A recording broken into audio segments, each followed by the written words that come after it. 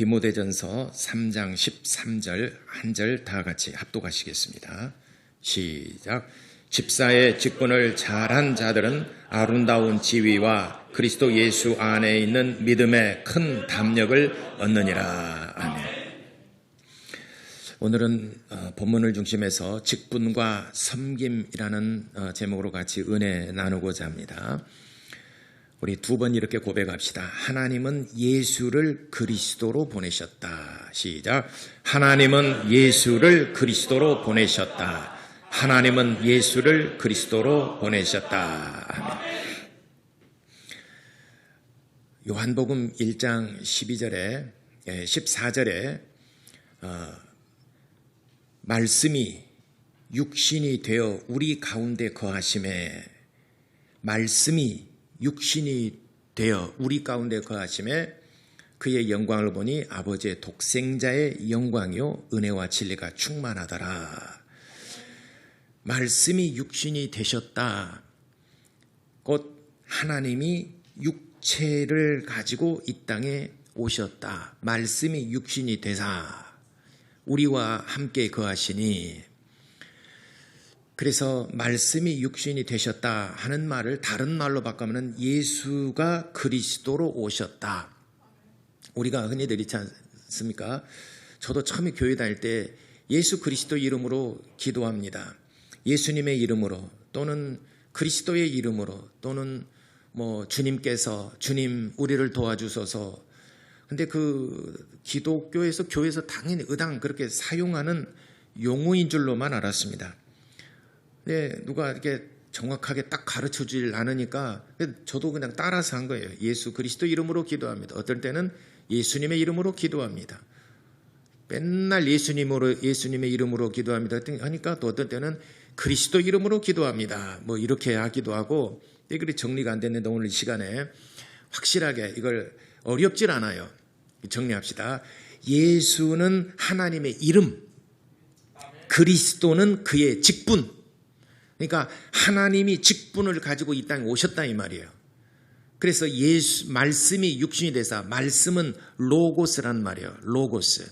태초에 말씀이 계시니라. 요한복음 1장 1절에 태초에 말씀이 계시니라 할 때 그 말씀은 로고스입니다. 하나님과 함께하는 말씀입니다. 이 말씀이 육신이 되어 육체를 가지고 이 땅에 오셨다는 말은, 육체라는 것은 언젠가는 죽는 겁니다. 죄로 죽던 아니면 자연 수명을 다해서 죽던 간에 어쨌든 육체가 죽는 것은, 육체가 이게 힘을 잃고 흙으로 돌아가는 것은 하나님의 섭리입니다. 아담과 하와가 죄를 지었기 때문에 그가 죽어서 흙으로 돌아가는 게 아니에요. 만약에 아담과 하와가 죄를 지었기 때문에 그가 죽어서 흙으로 돌아간다 이랬다면은 하늘에 날아다니는 새, 땅의 짐승들, 이건 말씀으로 지었습니까? 흙으로 지었습니까? 우선 날아다니는 새, 말씀으로 이스라엘에 있었습니까? 아니면 흙으로 만들어서 이렇게 날려서 그가 새가 된 겁니까? 1번 말씀으로 만드셨다. 2번 흙으로 만드셨다. 날아다니는 새 뭘로 만들었어요?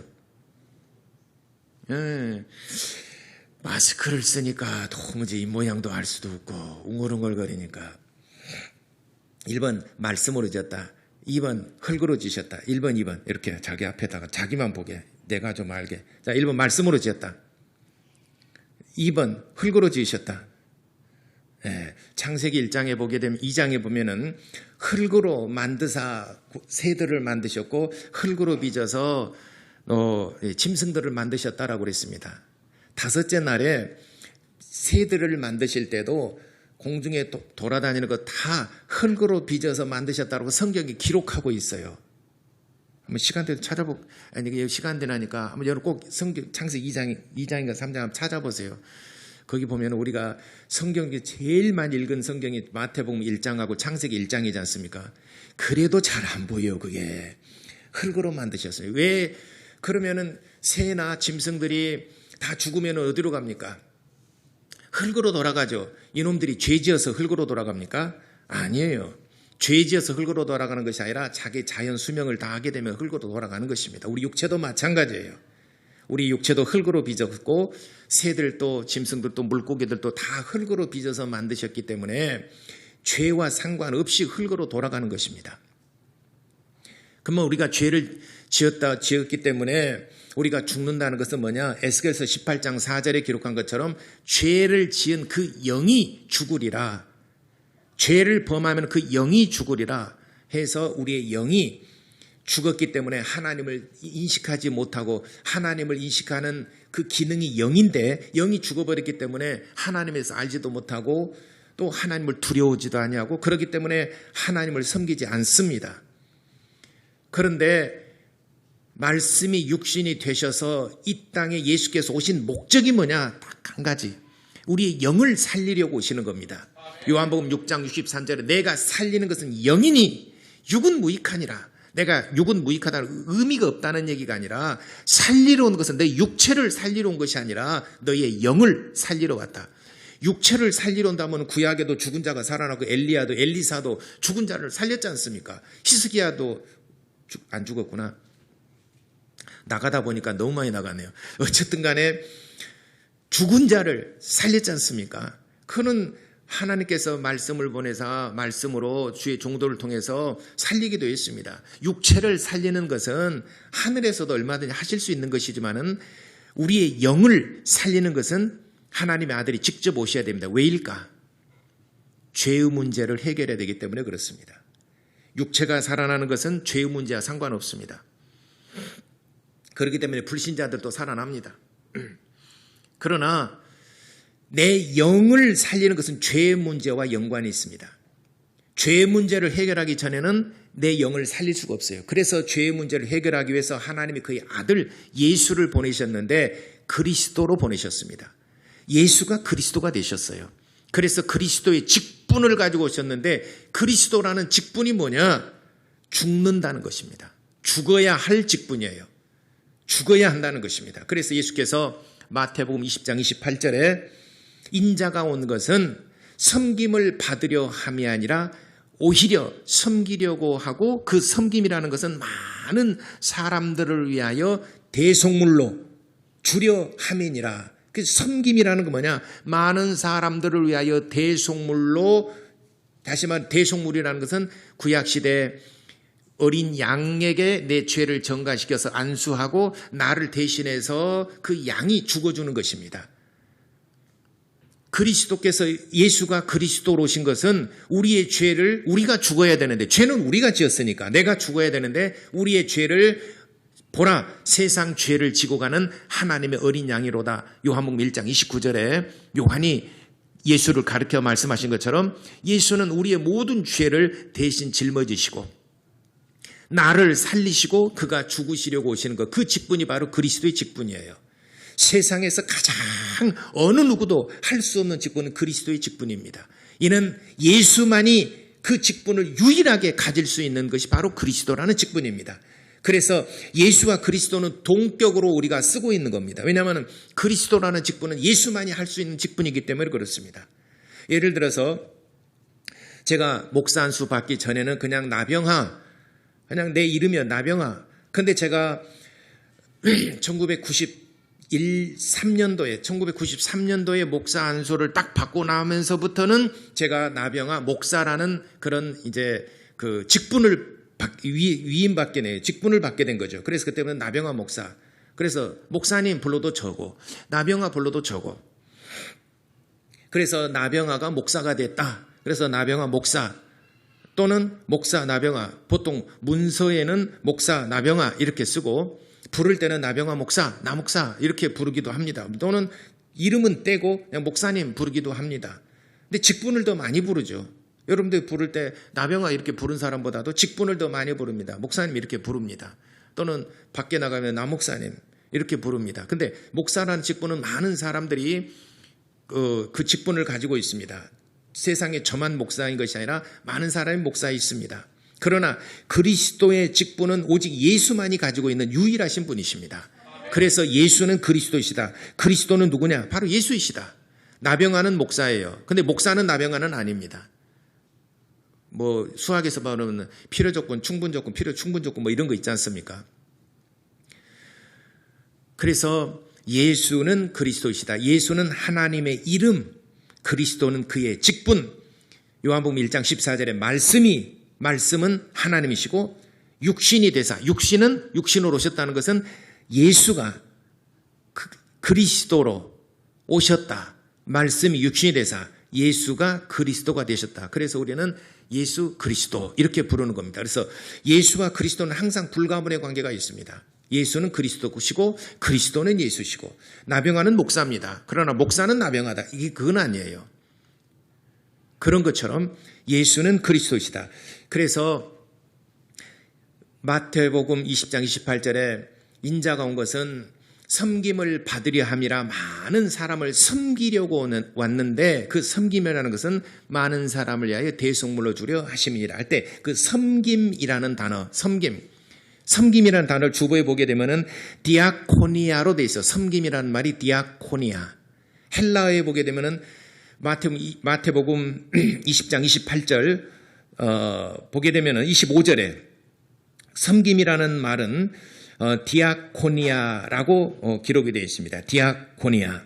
근데 마가복음 10장 45절에도 똑같은 말, 똑같은 그 상황에서 인자는 섬김을 받으려 함이 아니라 오히려 섬기려고 한다 할 때 그 섬김이라는 단어를 디아코니아라고 썼습니다. 디아코니아. 근데 신기한 것은 사도 바울이 로마서 11장 13절에 내가 이방인의 사도인 만큼 내 직분을 영광스럽게 여기노라, 이렇게 바울이 고백합니다. 로마서 11장 13절에 내가 이방인의 사도로서 하나님의 부르심을 받았는 이 직분, 이방인의 사도로 부르심을 받는 이방인의 사도라는 그 직분을 내가 정말 영광스럽게 여기노라 할 때 그 직분이라는 단어를 디아코니아라고 똑같이 썼어요.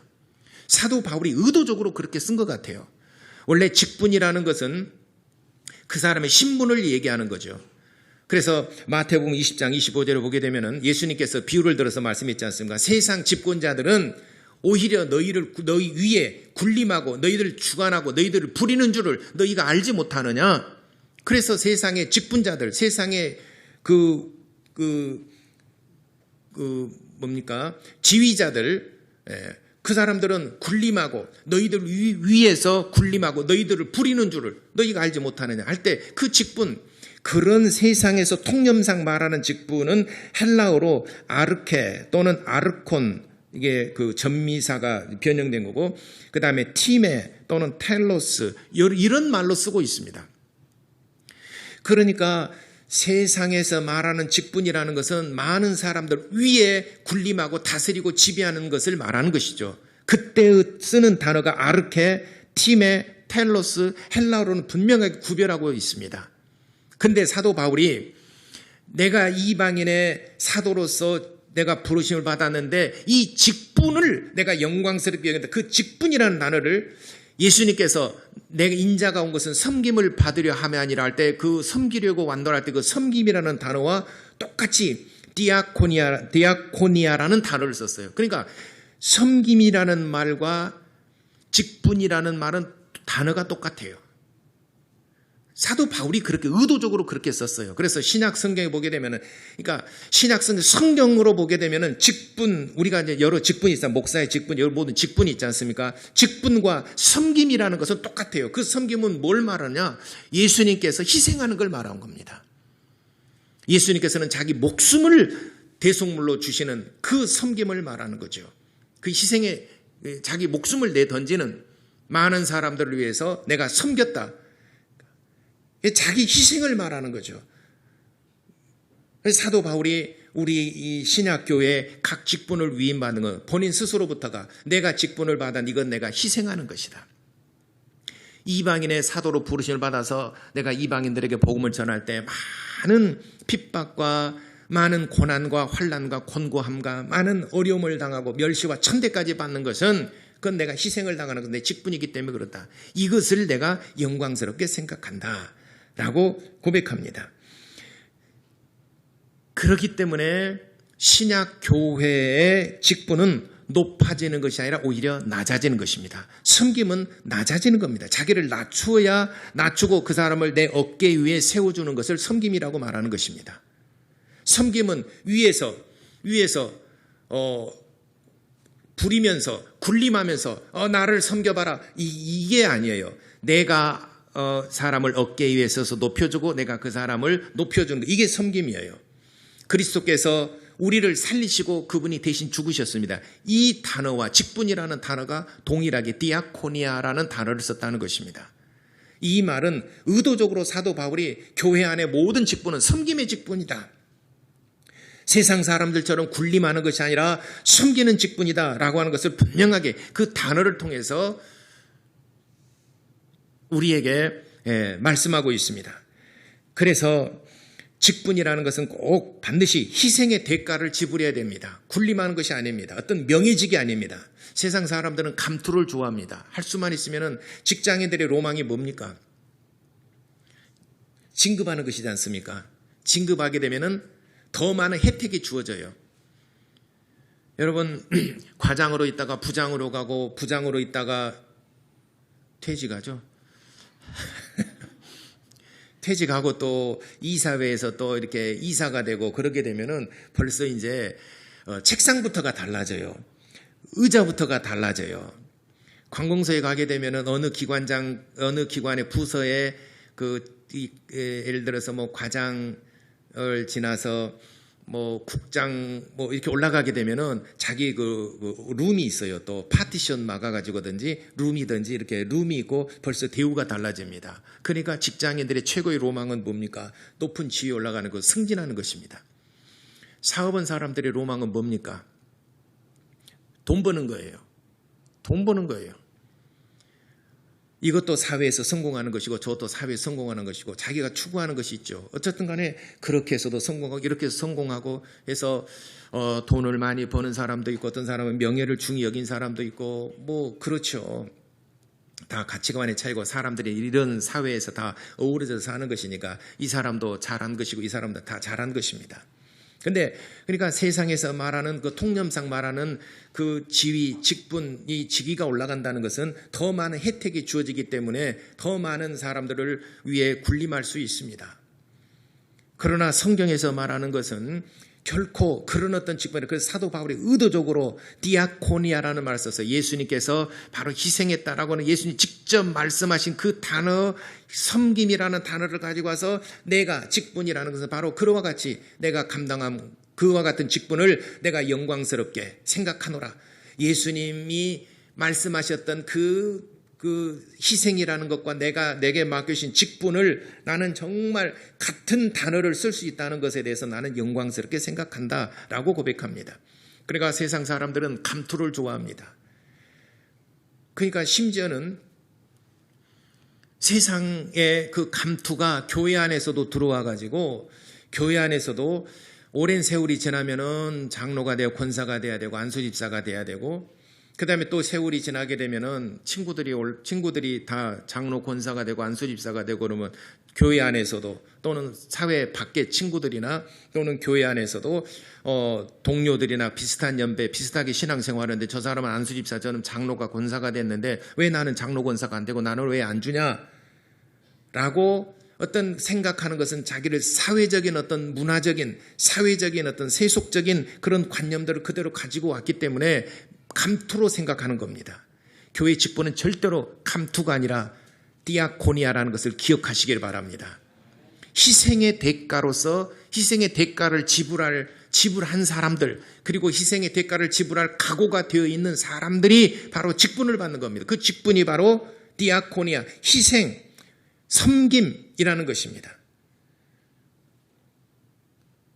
그래서 한 10여 년, 꽤 한 15년 전 제가 어떤 책을 읽다가 그 초인류 기업이라고 하는 그 책을 읽다가 그 우연히 누가 소개해줬나 뭘 내가 어디서 봤던가 내가 그 책을 봤는데 그 기업의 형태가 그 기업의 그 조직이 이제는 굉장히 변하고 있다. 앞으로 21세기는 이렇게 변할 것이다 라고 하는 초인류 기업의 형태. 우리나라는 그때만 하더라도 아직은 뭐 사장이 있고 부장이 있고 과장이 있고 각 그 직원이 있고 이렇게 그 제 위에 사장이 있고 아래 있고 그다음에 아래 있고 이런 식으로 돼 있지 않습니까? 그런데 그 책을 보면은 기업의 형태 그 조직이 굉장히 팀별로 바뀌어진다 앞으로는. 그래서 이것은 중세 봉건 시대에 상명 하복의 형태고 그것이 이렇게 1단계로 바뀌고 이렇게 바뀌고 이렇게 바뀌고 그래서 마지막에는 팀 사역으로 바뀌게 될 것이다 라고 하는 그 책을 제가 한 20년 15년 20년 전에 봤는데 앞으로는 기업의 형태가 우리나라는 근데 미국에 상당히 많은 기업들이 이런 형태로 바뀌어가고 있고 앞으로는 이렇게 바뀔 것이다 하면서 번역서로서 그것이 나왔는데 보니까 교회도 앞으로는 이런 팀 사역이 굉장히 중요하게 여겨지겠구나 라고 생각하면서 그때부터 제가 교회를 많이 고안하고 생각하면서 팀 사역에 대해서 많이 생각했는데 교회를 과연 어떻게 팀 사역을 할까 굉장히 어려운 문제입니다. 왜냐하면 이런 하나님이 말씀하시고 하나님께서 말씀하시고 우리는 또 이루어야 되기 때문에 이게 좀 쉽질 않아요. 접목시킨다는 것이. 그래서 하나 고안해낸 것이 우리 교회 사무실에 가보게 되면은 예전에 제가 개척했을 때 도암동에 있을 때는 담임 목사 그다음에 무슨 부서 이렇게 해서 똑같이 했어요. 근데 바뀌어진 게 나무로 해서 담임 목사가 제일 아래 뿌리 또는 나무 기둥의 목사 그다음에 장로님이 있고 그다음에 이파리들 가지 줄기 이파리들 해서 여기서 각각 열매들이 맺고 이렇게 해서 거꾸로 만들었어요. 그 전에는 담임 목사가 제일 위에 있고 이렇게 했는데 담임 목사가 제일 아래에서 버팀목이 되어주고 뿌리가 열매 맺지는 않지 않습니까? 기둥은 버텨주는 것이지 않습니까? 바람이 불거나 뭐라더라 모든 그 나무들을 다 붙잡아주는 일을 하지 않습니까? 그 힘이 있어야 됩니다. 그래서 붙잡아주고 목사는 그 일을 하고 그리고 장로님이 그를 지탱해주고 뭐 아론과 훌처럼 그리고 각 기관들이 각 파트별로 그 기관들이 있고 그 기관들이 열매를 맺는 것이다. 그래서 이렇게 우리 교회 조직도를 바꿨습니다. 그 바꾼 것이 한 10여 년 정도 되죠. 이거 보면서 그렇겠구나. 그러니까 교회 안의 모든 직분은 희생의 대가를 지불해야 됩니다. 희생의 대가를 지불하지 않냐고 오래 세월이 됐으니까 내가 이제 안수집사가 되고 장로가 되고 권사가 되고 이렇게 되겠거니 라고 생각하는 것은 뭔가 세속적인 그런 조직을 가지고 돌아서 직분을 하나의 감투라고 생각을 하기 때문에 그를 명예라고 생각하기 때문에 뭔가 섭섭한 마음이 들기도 하고 내가 교회를 이렇게 오래 다녔는데 내 친구들은 내 동료들은 저는 나보다 교회 좀 늦게 다녔는데 저 사람은 이렇게 시키고 나는 못 되고 있고 자기 자신 한번 살펴보세요. 내가 정말 골로새서 1장 24절에 기록한 것처럼 내가 이제는 그리스도의 남은 고난을 주의 몸된 교회를 위하여 그 그리스도의 남은 고난을 내 육체 가운데 채우노라. 그러니까 그리스도의 남은 고난을 내가 대신 내 육체가 감당을 한다는 것은 희생을 한다는 것입니다. 바로 골로새서 1장 24절에 직분이라는 것은 또 교회를 섬긴다라고 하는 것은 그런 마음 자세로 섬겨야 된다라는 것을 말씀하고 계십니다. 그래서 직분자로 세워주신 것은 직분에 따라서 더 많은 희생, 더 많은 봉사의 직무를 감당해야 된다는 그런 책임감이 있는 것입니다. 우리 사랑하는 성도들, 우리 교회 모든 성도님들은 직분은 곧 희생의 대가를 지불해야 된다. 희생, 섬김이다. 디아코니아라고 하는 것을 분명히 꼭 기억하시기를 바랍니다. 그래서 여러분들 모두가 정말 영광스러운 직분을 사모하고 꼭 여러분들이 직분을 잘 감당하는 성도 여러분 되시기를 바랍니다. 그래서 우리 교회가 벌써 27년째 돼가는데 이제는 또 이제 몇 년 있으면은 30주년쯤 해서 또 이제 장로, 권사, 안수집사 이제 직분을 세울 겁니다. 이리 세울 때 그 전에 제 3기 25주년 때는 그동안은 3, 4년 정도 여러분들의 그 신앙생활을 평가를 하는 그 피택을 해서 이렇게 했는데 이번에는 이렇게 하도록 하겠습니다. 3년 전에 4년 전에 피택하기에 앞서 피택하기 전에 모든 그 사람들을 대상으로 우리 그 규정에 맞게 우리 교회도 장로, 권사, 안수집사, 이 직분은 중요한 직분입니다. 물론 서리집사나 1년직 서리집사나 모든 또 그 1년직인 그 모든 그 직분들도 각 기관을 책임지고 있는 사람도 못지않게 굉장히 중요한 직분입니다. 그렇지만은 항존직으로 세운 항존직, 장로, 권사, 안수집사, 이 항존직으로 세우는 이 직분은 예를 들어서 교구장이랄지 또는 뭐 교사랄지 이런 항존직은 아니지만 정말 중요한 직위죠. 근데 항존직은 장로, 권사, 안수집사 이 직분을 세울 때는 정말 교회가 신중해야 됩니다. 잘 세워야 됩니다. 우리나라 대통령을 세우는 데 있어서도 이렇게 진통이 많고 검증할 것이 어마어마하게 검증하지 않습니까? 뭐 8총까지 검증합니까? 정무수석, 이 정무수석인가? 그가 또 그 친인척을 관리하는 따로 그 부서가 있어요. 청와대에.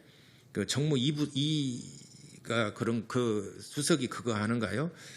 잘 모르겠습니다만 하여튼 친인척을 관리하는데 8총까지 다 관리를 합니다.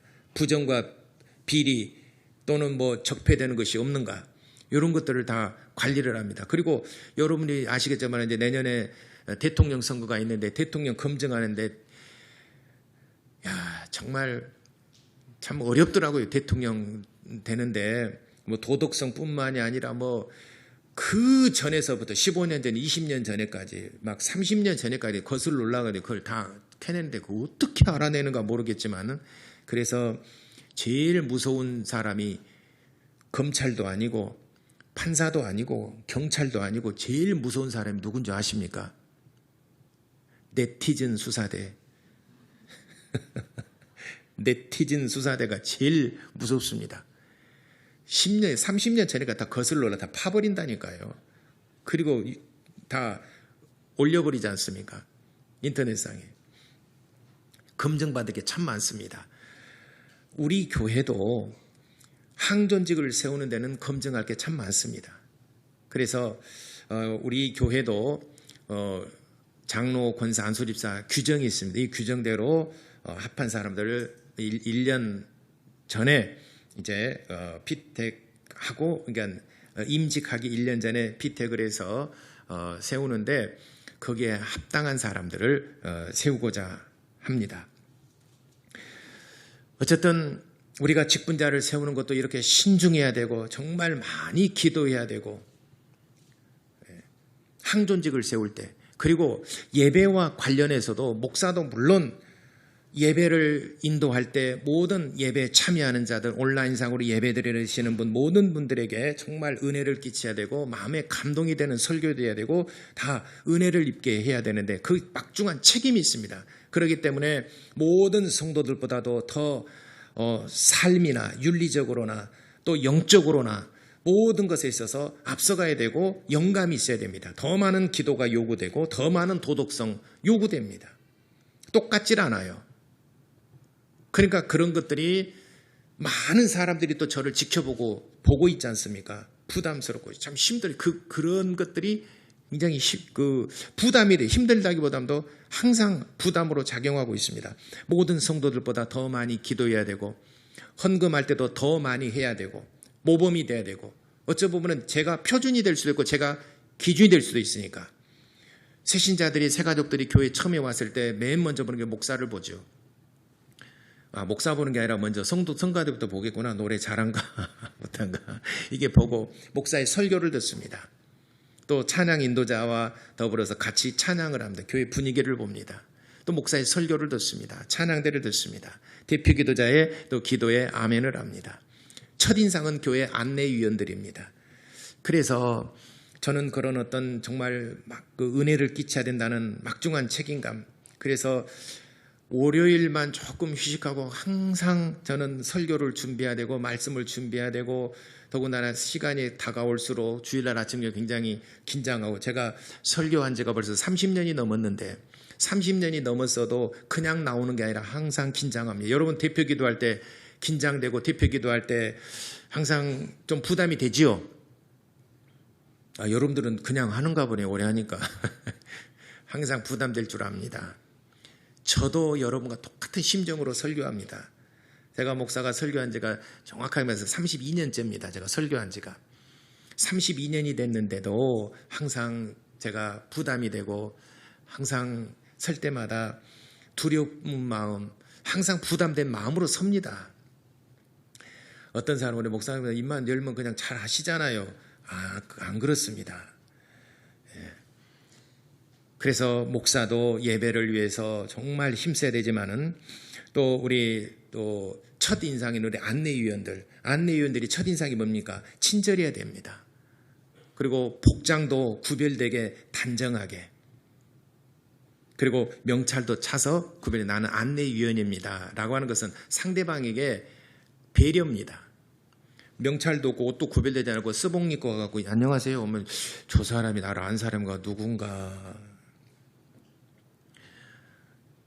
그러니까 예를 명찰도 차고 단정한 옷으로 딱 벗어 저 사람이 오늘 안내위원이시구나. 새 가족이나 누가 보더라도 딱 보게 되면은 구별되게 안내위원 항상 명찰 꼭 단정하게 그렇게, 그 다음에 친절하시기 바랍니다. 예, 오셨어요? 안녕하세요. 꼭 이렇게 하지 마시고, 예? 안내위원들 말이죠. 그 다음에 우리 찬양 인도하신 분은 주일날이든 수요일이 됐든 금요일이 됐든 찬양 인도할 때는 정말 전체적인 찬양을 통해서, 찬양하는 시간이니까 찬양을 통해서 영감을 쭉 끌어올려야 됩니다. 지금까지는 한 주간 동안 세상에서 살다가 또 수요일날 지쳐서 이제는 피곤한 몸을 이끌고 교회 왔지 않습니까? 근데 찬양에 더 쳐져버리면은, 찬양이 계속 느려지고 막 덧쳐지고 그냥 하면은 그 안에도 지금 힘들었는데 더 찬양이 힘들고, 그러지 말고 정말 이렇게 쳐져 있는 분위기를 쭉 끌어올리는 역할을 하는 게 찬양 인도자입니다. 그러니까 찬양 인도자 역할이 굉장히 목사 설교 못지않게 중요한 겁니다.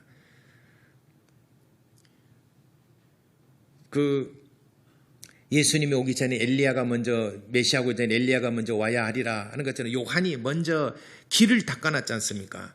그리고 바톤을 예수님에게, 나는 그의 신들매를 내가 감당할 그런 능력이 없는 연약한 자로다. 내 뒤에 오시는 이가 바로 메시아라는 것을 얘기했죠. 그러니까 자기는 목숨을 다해서, 힘을 다해서 메시아를 소개하고 있는 거죠. 주의 메시아가 오는 길을 앞에 서서 평탄케 하는 자라고 그랬죠. 그게 찬양 인도자입니다. 요한과 같은 사람이 찬양 인도자입니다. 설교자가 하나님 말씀을 대연하게 앞서서 좀 처져 있던 그 영적인 분위기를 쭉 끌어올리는 것, 그건 뭡니까? 찬양입니다. 찬양할 때 마음이 열리죠. 그래서 찬양을 많이 하시기 바랍니다. 그래서 회중들은 적어도 20분 전에 찬양 인도자가 와서 찬양을 할 때 20분 전에 회중들은 오셔서 같이 찬양으로 영적인 힘을 같이 좀 힘써서 그렇게 예배를 준비하시기 바랍니다. 이미 예배는 시작되고 찬양 인도자는 앞에서 찬양하고 있는데 커피 마시고 있고 나와서 그러는 사람들은 예배에 관심 없는 사람인 것 같아요. 그래서 그 예배 20분 전에는 예배 중입니다. 커피 이렇게 중지했는데 예배 20분 전에는 커피 마시는 자판기나 이거 좀 금해 주시기를 바랍니다. 그래서 찬양 인도자는 그런 그 영적인 분위기를 쭉 끌어올리니까, 그러니까 더 많이 기도해야 되고 또 영적인 분위기를 끌어올리기 위해서 찬양을 준비해야 되는데 그 찬양이 오히려 쭉 쳐져버리고 그래버리면은 정말 제가 와서 설교하기가 힘들어요. 안 올라오니까, 내가 끌어올려야 되니까. 그리고 성가대도 첫인상이 또 성가대지 않습니까? 근데 성가대가 찬양이 이미 시작되고 예배가 이제 준비하고 이제 과정에서 성가대가 제자리에 딱 앉아서 같이 찬양을 막 해줘야 성가대 찬양 인도자가 힘이 나고 영감이 쭉 끌어올릴 텐데, 안 와 있고 흩어져 있고 밖에 가서 배회하고 돌아다니고 커피 마시고 돌아다니게 되면은 안 되겠다 이 말이죠. 잘하고 있는데 전체적으로 다시 얘기하는 겁니다. 아시겠어요? 예. 그러니까 못했었고 그냥 책망하는 것 같은데, 예. 정말 대한민국에서 우리 교회처럼 잘하는 데가 어디가 있습니까? 그러잖아요. 근데 제가 다른 교회는 잘 몰라요. 한 군데도. 어쨌든 다른 교회는 제가 예배 안 드려봤긴 모르지만 어쨌든 그렇게 하자는 것입니다. 그다음에 대표기도 하시는 분들도 우리 교회처럼 정말 대표기도 잘하는 교회도 그리 많지 않습니다. 제가 우리 예, 어디 가보게 되면은 대표기도 하게 되면 5분, 10분 막 합니다. 졸릴 때까지 합니다. 예. 그리고 무슨 말을 하는지 모르겠어요. 태초에 하나님께서 천지를 만일 창조하시고 오늘 이렇게 된 운이시고 오늘 이렇게 돼서 영감을 주시옵시고 하나님께서 오늘 떠들어가지고 내가 뭔 말을 하는지 방언을 한지 진짜 그렇게 기도하는 사람이 있어요. 제가 기도할 때는 딱 성금 목사님도 그래요. 목사님 기도가 너무 짧아서 좋아요. 그렇지만 제가 기도할 때는 길면 2분이에요. 왜냐하면 그래서 피종진 목사님이 우리 교회 저번에 부흥이 오셨을 때 우리 교회 대표 기도하는 시간은 30분입니다. 그 소리에 깜짝 놀랐어요. 들으셨죠? 기억나시죠? 피종진 목사님 교회에서는 대표 기도를 30분 한대요. 저는 30분이나 하게 돼. 근데 30분 기도하는데 28분은 앞에 그 자리에서 기도하고 2분은 여기 올라와서 기도하고 도합 30분 기도한다. 정말 내가 그래서 밥 먹으면서 진짜 물어봤어요. 진짜 목사님 그러시면 진짜 너무 멋집니다. 그랬을 때 우리 교회에서는 딱 정했대요. 그래서 2분 넘어간 처음에는 스위치 내려붙대요. 안 들려.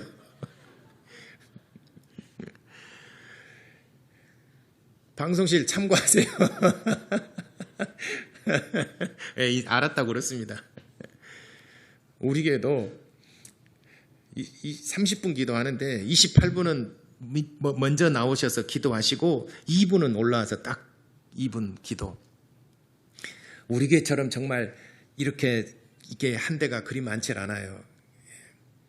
모처럼 주어지는 기도 시간이었고 아는 지식 모르는 지식 지금까지 하고 싶은 말 다 해버리고 가는 사람도 있고 그래요. 그러나 공중 예배는 그렇게 해서는 안 됩니다.